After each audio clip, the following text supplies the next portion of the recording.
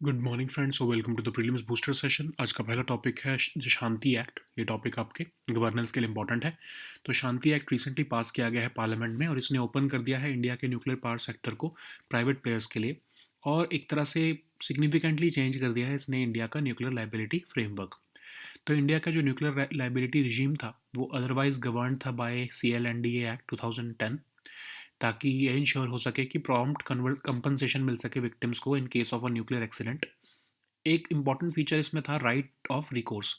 मतलब nuclear operator जो है वो कंपनसेशन सप्लायर से मांग सकते थे अगर कोई इंसिडेंट ऐसा होता है जिसकी वजह से जो है, जो कि डिफेक्टिव इक्विपमेंट या सर्विसेज की वजह से होता है। सेक्शन 46 जो था CLNDA का वो परमिट करता था विक्टिम्स को कि वो भी रेमेडीज ले सकें बाकी बाकी के लॉज में से, इंक्लूडिंग क्रिमिनल लॉ। और ये स्ट्रक्चर इसलिए बनाया गया था कि अकाउंटेबिलिटी स्ट्रेंथन हो सके।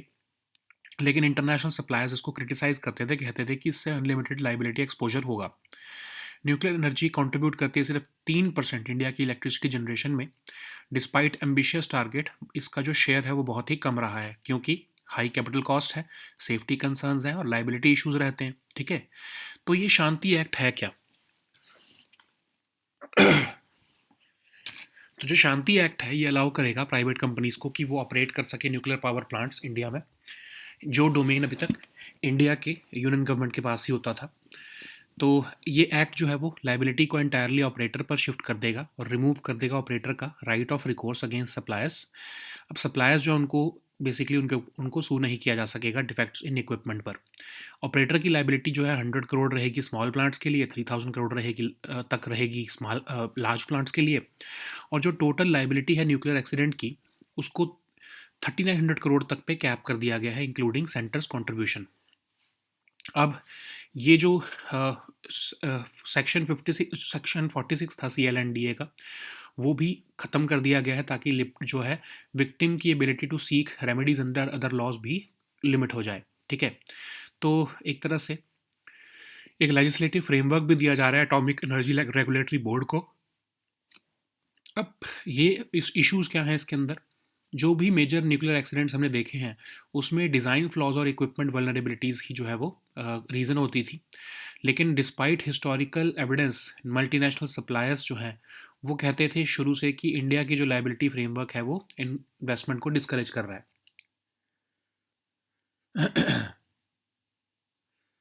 तो इंटरनेशनल न्यूक्लियर लाइबिलिटी कन्वेंशंस जो हैं जनरली जो है वो लाइबिलिटी सिर्फ ऑपरेटर्स और के ऊपर ही जो है वो लिमिट कर देती हैं और सप्लायर्स को शील्ड करती हैं।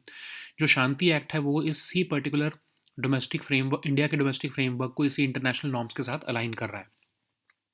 जो लाइबिलिटी कैप्स लगाए गए हैं वो बहुत ही कम है as compare to the economic cost of past nuclear disasters. जैसे कि अगर हम देखें फुकुशिमा की जो टोटल कॉस्ट थी वो 46 लाख करोड़ बनी, जो चार्नोबिल डिजास्टर की कॉस्ट थी वो 21 लाख करोड़ बनी, और इंडिया ने तो टोटल लाइबिलिटी कैप 3900 करोड़ का ही रखा है, जो कि एक फ्रैक्शन है लॉसेस का। तो एक्ट जो है इंट्रोड्यूस कर रहा है कंसेप्ट की इंडेमनीफाई किया जाए ऑपरेटर्स को अगर एक्सीडेंट जो है वो ग्रेव नेचुरल डिजास्टर से होते हैं। और ये लाइबिलिटी कैप्स जो हैं एक मॉरल एक मॉरल हैजर्ड क्रिएट करेंगे, और ऑपरेटर्स और सप्लायर्स दोनों के पास ही बहुत ही कम इंसेंटिव्स होंगे कि वो मैक्सिमम सेफ्टी और रेजिलियंस मेजर्स पर इन्वेस्ट करें।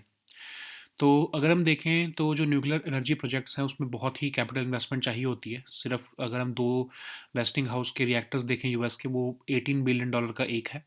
तो शांति एक्ट जो है वो ग्रेटर प्राइवेट और फॉरेन पार्टिसिपेशन तो ले आएगा, लेकिन regulatory independence, financial risk distribution और लॉन्ग टर्म एनर्जी वायबिलिटी के ऊपर फिर भी क्वेश्चंस हैं।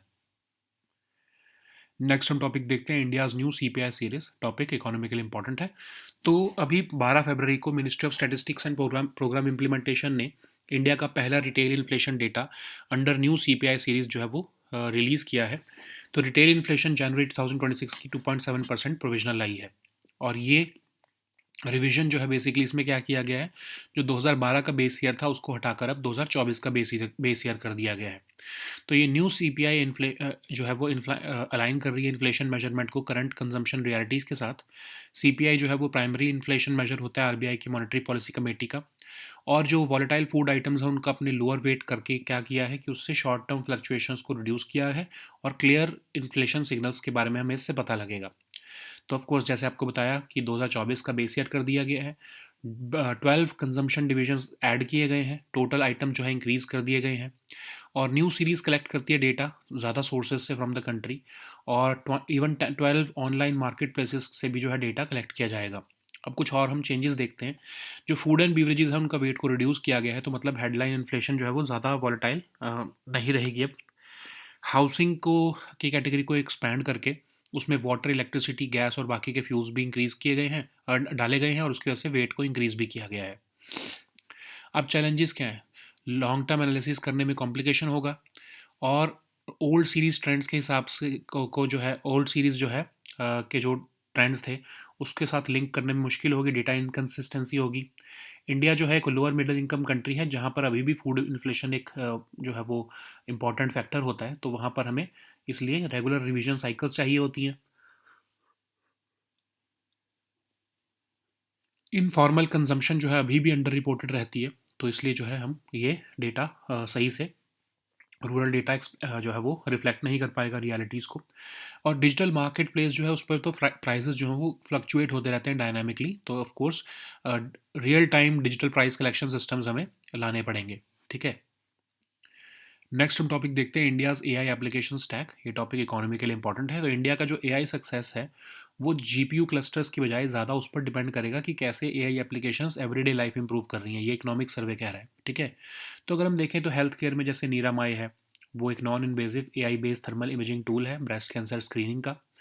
दूसरा है क्योर एआई, जो कि एनालाइज करता है एक्सरेज और सीटी स्कैन्स को विद इन सेकेंड्स।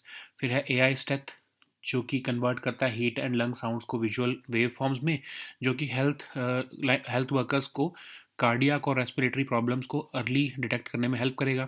अगर हम एग्रीकल्चर में देखें तो नियोपर्क नाम से एक एआई है, जो कि नियर इंफ्रारेड स्पेक्ट्रोस्कोपी और मशीन लर्निंग के through lab accurate soil health results देगा अंडर 5 मिनट्स।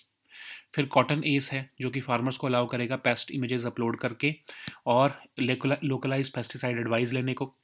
निको रोबोटिक्स है, निको रोबोटिक्स है, जो कि डिटेक्ट करेगा पेस्ट्स और वीड्स को इन रियल टाइम में। फिर है क्रॉपिन, जो फार्म मॉनिटरिंग, क्रेडिट एनालिटिक्स और फार्म एंगेजमेंट करेगा। क्लाइमेट स्मार्ट और प्रेडिक्टिव फार्मिंग प्रैक्टिसेस जो है सपोर्ट करेगा। एजुकेशन के फील्ड में पढ़ाई विद एआई है, जो कि एक लर्निंग प्लेटफॉर्म है मैथमेटिक्स परफॉर्मेंस गवर्नमेंट स्कूल्स में इंप्रूव करने का। ऐसे ही रॉकेट लर्निंग अपू है, जो कि स्ट्रेंथन करेगा फाउंडेशनल लिटरेसी और न्यूमरेसी को। बेलगावी स्मार्ट सिटी के प्रोजेक्ट्स हैं, जो कि AI enabled deep learning e books public libraries में प्रोवाइड करते हैं। ठीक है, तो गवर्नमेंट एक तरह से कैटालिटिक रोल प्ले कर सकती है इकोसिस्टम को बढ़ाने के लिए ग्रास रूट लेवल पर। ठीक है, तो ये हाई इम्पैक्ट सॉल्यूशंस जो है इनको इंटीग्रेट किया जा सकता है इंडिया के एआई एप्लीकेशन स्टैक में। नेक्स्ट हम टॉपिक देखते हैं विद्यांजलि इनिशिएटिव। टॉपिक गवर्नेंस के लिए इंपॉर्टेंट है। तो union minister of state for education ने कहा है कि विद्यांजलि इनिशिएटिव में 8.5 लाख स्कूल्स और 5 लाख वॉलंटियर्स ऑन बोर्ड हो चुके हैं। ये इनिशिएटिव 2021 में लॉन्च किया गया था गवर्नमेंट स्कूल्स को कम्युनिटी और प्राइवेट सेक्टर पार्टिसिपेशन के थ्रू स्ट्रेंथन करने के लिए। डिपार्टमेंट ऑफ स्कूल एजुकेशन और लिटरेसी का प्रोजेक्ट है ये, और ये प्लेटफॉर्म कनेक्ट करता है volunteers, alumni, institutions, civil society organisations और सीएसआर पार्टनर्स को directly with schools based on their needs. तो ये एक इंटरफेस क्रिएट करता है बिटवीन वॉलंटियर्स और स्कूल्स, ताकि ये ब्रिज हो सके उनके बीच में गैप्स, और स्कूल्स को इनेबल करता है कि वो अपनी एक्टिविटीज़ वॉलंटियरशिप की जो है वो शेयर कर सकें। नेक्स्ट हम टॉपिक देखते हैं एग्री स्टैक। ये टॉपिक इकोनॉमी के लिए इंपॉर्टेंट है। तो फाइनेंस मिनिस्टर ने अनाउंस किया है लॉन्च ऑफ भारत विस्तार, एक मल्टीलिंगुअल एआई टूल, जो कि एग्री स्टैक का ही पार्ट है। और ये इनिशिएटिव है डिजिटल एग्रीकल्चर मिशन का, एग्री स्टैक। और ये एग्री स्टैक क्या है? इसमें फार्मर्स जो है उनको डिजिटल आइडेंटिटीज़ दी जाती हैं, उनके स्टेट के, उनके जो land records, livestock ownership, crop sown, demographic details, family details, schemes, benefit availed, सब जो है उससे लिंक कर दिए गए हैं। और उनकी जो है वो जो उन्होंने क्रॉप्स प्लांट की हैं वो इसमें डिटेल्स होती हैं, जोग्राफिक इन्फॉर्मेशन होती है उनके लैंड रिकॉर्ड्स के बारे में। ठीक है, नेक्स्ट हम टॉपिक देखते हैं भाखड़ा डैम। टॉपिक इकोनॉमी के लिए इंपॉर्टेंट है। तो लैंडस्लाइड्स जैसे जैसे बढ़ रही हैं, तो एक कॉम्प्रिहेंसिव जियोलॉजिकल स्टडी जो है वो की जाने वाली है भाखड़ा डैम के अराउंड्स जो है हिल्स की, by geological survey of India. तो भाखड़ा डैम क्या है? कॉन्क्रीट ग्रेविटी डैम है across Sutlej river, border between Punjab और हिमाचल प्रदेश के बीच में पड़ता है, और हाईएस्ट स्ट्रेट ग्रेविटी डैम है वर्ल्ड का। एशिया का सेकंड टॉलेस्ट डैम है नेक्स्ट टू टहरी डैम। बागड़ा ब्यास मैनेजमेंट बोर्ड इसको ऑपरेट करता है और मेंटेन करता है। डैम जो है क्रिएट करता है मैसिव गोबिंद सागर रिजर्वायर। और नंगल डैम भी जो है एक जो है वो दूसरा डैम है down stream of Bagda dam. ठीक है, So now let us see all these topics in English. So the first topic is the Shanti Act. This topic is important for your governance section. So the Shanti Act has been recently passed by the Parliament, and it has opened India's nuclear power sector to private players, and it has significantly altered the nuclear liability framework of India. So India's nuclear liability regime was primarily governed by the CLNDA, and the key objective was to ensure prompt compensation to victims in case of a nuclear accident, while also holding responsible parties accountable. A distinctive feature of India's framework was the right of recourse, which allowed the nuclear operator to seek compensation from suppliers if an accident occurred due to defective equipment or services. Section 46 of CLNDA permitted victims to pursue remedies under other laws. This structure was seen as strengthening accountability but was criticized by international suppliers who feared unlimited liability exposure. So, nuclear energy currently contributes only around 3% of India's electricity generation, and despite the ambitious targets, the actual capacity has not grown much because of high capital costs, safety concerns, and liability issues. Okay, so the act allows the new Shanti Act allows private companies to operate nuclear power plants, ending the union government's exclusive control over the sector. This marks a structural shift in India's atomic energy governance model. The act also channels liability entirely to the operator and removes the operator's right of recourse against suppliers, which means that suppliers cannot be sued for defects in equipment. Okay, the operator's liability is capped between 100 crore and 3000 crore. Basically, for small plants and large plants, respectively. The total liability for a nuclear accident is capped at 3900 crore rupees, including the central government's contribution. The Act also omits the Section 46 of CLNDA, which basically which is basically limiting the victim's ability to seek remedies under other laws. Additionally, it provides a legislative framework for the Atomic Energy Regulatory Board also. We have seen that major nuclear accidents involve design flaws and equipment vulnerabilities, but despite this historical evidence, multinational suppliers have consistently argued that India's liability framework has discouraged investment. International nuclear liability conventions generally channel liability exclusively to operators and they shield suppliers. So, Shanti Act aligns India's domestic framework with these international norms. So the liability caps under the Shanti Act are significantly lower than the economic costs of past nuclear disasters. For example, Fukushima accident total cost was about 46 lakh crore, Chernobyl disaster cost was about 21 lakh crore, and India's total liability cap of 3900 crore is just a fraction of it. Okay, the Act also introduces concept of indemnifying operators for accidents caused by grave natural disasters. So these liability caps and indemnities may create a moral hazard, and they may because the operators and suppliers will have weaker incentives to invest in maximum safety and resilience measures. So despite contributing only a small share of electricity, nuclear energy projects involve enormous capital investments. For example, the two Westinghouse AP1000 reactors in the US cost about $18 billion each. The Shanti Act potentially facilitates greater private and foreign participation in India's nuclear sector, but the questions would still remain about regulatory independence, financial risk distribution, and long term energy viability. So the next topic is India's new CPI series. This topic is important for your economy section. So recently, Ministry of Statistics and Program Implementation has released India's first retail inflation data under the new CPI series. So retail inflation for January 2026 stood at 2.75% provisionally, and this revision has replaced the earlier 2012 base year, and now the new base year is 2024. So the new CPI aligns inflation measurement with current consumption realities. The CPI is the primary inflation measure for RBI's Monetary Policy Committee linked to the inflation targeting framework. There is a lower weight of volatile food items which may reduce short-term fluctuations and provide clearer inflation signals. So the new base year has been changed from 2012 to 2024, and the new series adopts 12 consumption divisions in line with the uh, classification of individual consumption according to purpose framework of 2018. The total items have also been increased, and the new series collects data from more sources across the country, and the new series also collects data from 12 online marketplaces. Okay, so in the food and beverages category, weight has been reduced, so therefore headline inflation may become less volatile.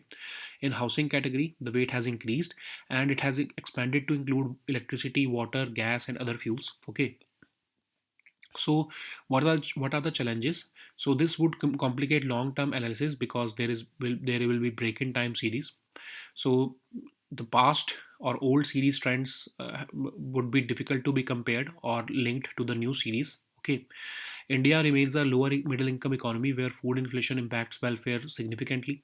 So informal and there would be informal consumption. So this would go underreported, and the rural data may not be accurate in that case. Digital marketplace pricing can fluctuate dynamically. So improving real time digital price collection systems is important. Okay. So the next topic is India's AI application stack. This topic is important for your economy section. So India's AI success will hinge less on large GPU clusters and more on how AI applications improve everyday life. Economic Survey 2026 has put the emphasis on this particular principles. Okay, so in healthcare we have Niramai, which is a non-invasive AI-based thermal imaging tool for breast cancer screening. Then we have Cure AI, which is which is using AI to analyze X-rays and CT scans within seconds. Then we have AI Steth, which supports frontline healthcare workers in identifying cardiac and respiratory problems early by converting heart and lung sounds into visual waveforms. In agriculture sector, we have Neoperk, which is basically using spectroscopy and machine learning to deliver lab accurate soil health results in under 5 minutes. Then we have Cotton Ace, which allows farmers to upload pest images via mobile app and receive instant localized pesticide advice. Then we have Nico Robotics, which is aimed to detect pests and weeds in real time. Then we have Cropin, to which is a platform for farm monitoring, credit analytics, and farmer engagement. It also supports climate smart and pest predictive farming practices. In the education sector, we have Padhai with AI, which is a learning platform aimed to improve mathematical performance in government schools. Then we have Rocket Learning's Appu app, which interacts with parents and children via WhatsApp and strengthen foundational literacy and numeracy among children under 6.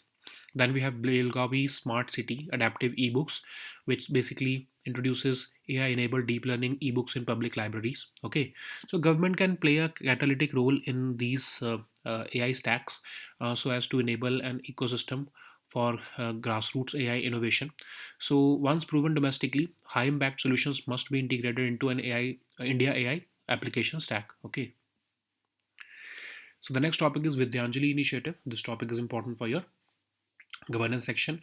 Union Minister of State for Education has informed Rajya Sabha that Vidyanjali initiative has onboarded about 8.5 lakh schools and 5 lakh volunteers. This initiative was launched in 2021 in alignment with national education policy to strengthen government schools through community and private sector participation. So it's an initiative of Department of School Education and Literacy. This platform connects volunteers, alumni, institutions, civil society organizations, and CSR partners directly with schools based on their identified needs. So this creates an interface between volunteers and schools to bridge the gap between them. It also enables schools to share their activities for volunteership. Okay. So what is AgriStack? So the finance minister announced the launch. So the next topic is AgriStack. So this topic is important for your economy section. So finance minister has announced the launch of Bharat Vistar, which is a multilingual AI tool to integrate the AgriStacks portal and ICAR package on agriculture practices with AI systems. So AgriStack is an initiative under the Digital Agriculture Mission. Under this system, farmers are given digital identities which are linked dynamically to the state's land records, livestock ownership, crop sown, demographic details, family details, schemes and benefits availed, which also includes details on crops planted by the farmers and also includes geographic information of land records linked with their locations. So the next topic is Bhakra Dam. This topic is important for economy section. So rising incidents of landslides, a comprehensive geological study of hills surrounding Bhakra Dam will be undertaken by Geological Survey of India. Bhakra Dam is a concrete gravity dam across the Satluj River in Bilaspur district of Himachal Pradesh. It is near the border between Punjab and Himachal Pradesh. It is the highest straight gravity dam in the world. It is Asia's second tallest dam next to Tehri Dam. The operation and maintenance of Bhakra Dam is done by Bhakra Byas Management Board. This dam created the massive Gobind Sagar Reservoir, and there is also another downstream dam called Nangal Dam. Okay, so these were our topics for today.